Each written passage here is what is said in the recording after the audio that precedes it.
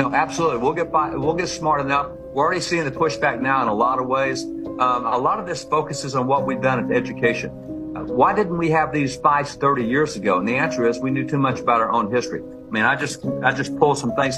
Rob, I'm surrounded with 160,000 pieces of original history from Columbus all the way through landing on the moon. And so a lot of that relates to black history that we no longer teach. If you happen to be in Indiana, you're in the Hoosier State. Where'd you get that name? A black evangelist named Harry Hoosier in the Second Great Awakening. His converts went there.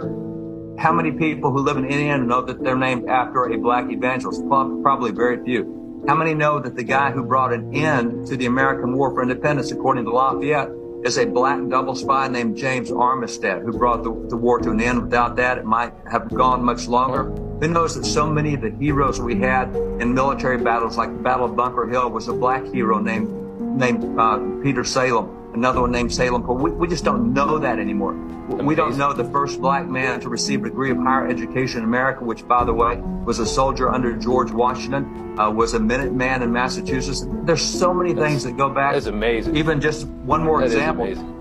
That's a piece of currency from 1880. It is signed right down here at the bottom by Blanche Kelso Bruce. Now, Blanche Kelso Bruce is the first black man to serve a full term in the U.S. Senate. He's the first black man to be nominated for Vice President of the United States back in 1880. No major party did it until 1880. Who hears about him? That currency signed by a black person in 1880, that he was nominated for vice president? We don't hear that today. That's amazing.